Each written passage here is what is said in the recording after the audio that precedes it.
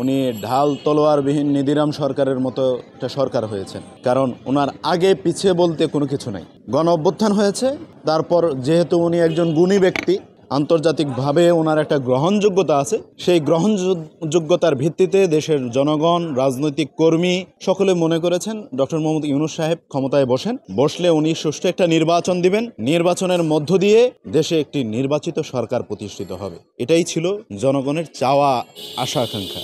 তো পরবর্তীতে এখন ডক্টর মোহাম্মদ ইউনূস সাহেবকে অনেকেই বলছেন উনি 5 বছর ক্ষমতায় থাকুক, 2 বছর থাকুক, 6 মাস থাকুক, 1 মাস থাকুক, বিভিন্ন রকমের উক্তি আসছে। তবে আমরা রাজনৈতিক দল হিসেবে মনে করি ডক্টর মোহাম্মদ ইউনূস সাহেব খুব দ্রুত সময়ের মধ্যে নির্বাচন দেওয়া উচিত। দেশের এই টালমাটাল অবস্থা ফেরানোর একমাত্র রাস্তাই হলো নির্বাচন, এর কোনো বিকল্প নেই। অর্থনৈতিক দিকে দেখেন, আজকে প্রায় 7 মাস যাবৎ নতুন কোনো বিনিয়োগ, বিদেশি বিনিয়োগ বাংলাদেশে হচ্ছে না। পুরনো বিনিয়োগ যা ছিল সেখান থেকেও অনেকটা কমে যাচ্ছে। এই অর্থনৈতিক অবস্থা, টালমাটাল অবস্থায় একটি নির্বাচিত সরকার ব্যতীত ইন্টারন্যাশনালি ভাবে এবং বহির্বিশ্বের যে বিনিয়োগ আছে সেটা কোনোভাবেই তারা আপনার নির্বাচিত সরকার ব্যতীত কারো উপর ভরসা পায় না, ভরসা করে না। সেই জন্য আমরা মনে করি এদেশের অর্থনৈতিক অবস্থা, সামাজিক অবস্থা, আইন শৃঙ্খলার অবনতি, সকল ক্ষেত্রে একটি নির্বাচিত সরকার যখন ক্ষমতায় বসবে তখন মাজা সোজা করে তারা সেগুলোকে নিয়ন্ত্রণ করতে পারবে। আজকে দেখেন বিভিন্ন জায়গায় আমরা খবর পাই রাতের আধারে ছিনতাই হচ্ছে, চুরি হচ্ছে, আইন শৃঙ্খলা বাহিনী কিছু করতে পারছে না, ধর্ষণ হচ্ছে। এই যে কর্মকাণ্ডগুলো ঘটছে, কেন এগুলো হচ্ছে? কারণ এই সরকারটির আসলেই অন্তর্বর্তীকালীন সরকার, তারা নিজেরা ব্যতীত তাদের কোনো বলই নেই। একটি মন্ত্রী পরিষদ থাকতো, একটি সংসদ থাকতো, সুন্দর একটি দেশ পরিচালিত হতো। আপনি দেখেন ডক্টর মোহাম্মদ ইউনূস সাহেব কেন আওয়ামী লীগকে ওইভাবে কন্ট্রোল করতে পারছেন না। যেখানে জাহাঙ্গীর গাজীপুরের সিটি মেয়র ফেসবুক লাইভে এসে উনি ওপেন চ্যালেঞ্জ করে বলছেন যে ঢাকা শহরে আওয়ামী লীগ দিনের আলোয় ঘোরাফেরা করতে পারে না, সেই শহরে রাতের আলোতে, রাতের অন্ধকারে মানুষকে ঘুমাতে দিবেন।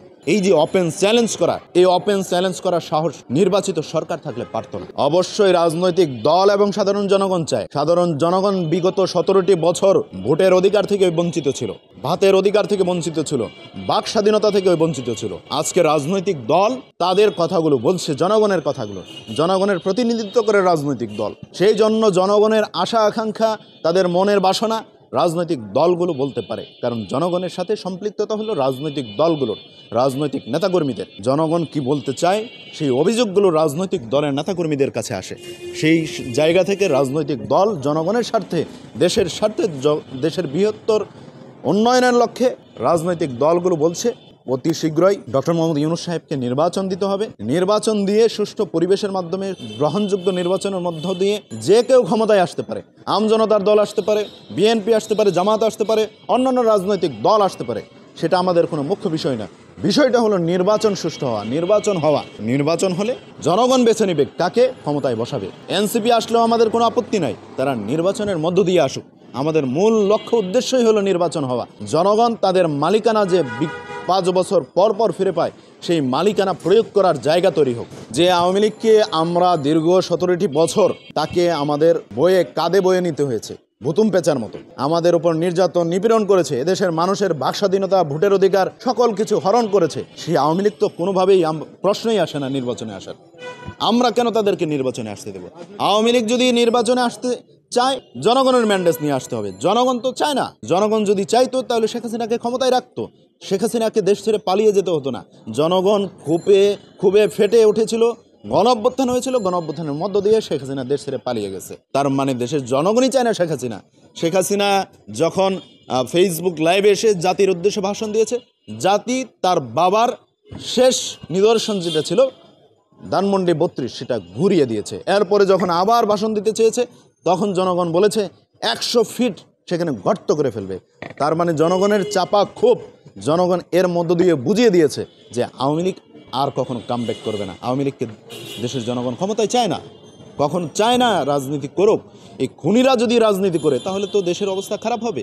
আপনারা জানেন এই তিনটা গণহত্যার দায়ে আওয়ামী লীগ অভিযুক্ত, হেফাজতের গণহত্যার দায়ে অভিযুক্ত, পিলখানা হত্যাকাণ্ডের গণহত্যার দায়ে অভিযুক্ত, 24-এর গণ অভ্যুত্থানে প্রায় 2000 আমাদের ভাইয়েরা শহীদ হয়েছে, প্রায় 15,000 পঙ্গুত্ব বরণ করেছে।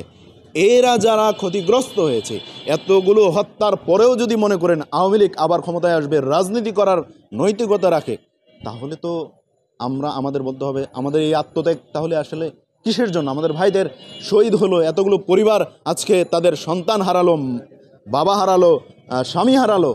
এই পরিবারগুলো আসলে কি অপরাধ করেছিল, কেন এমন করেছে? এই বিষয়গুলো আসলে খুবই ভাববার বিষয়।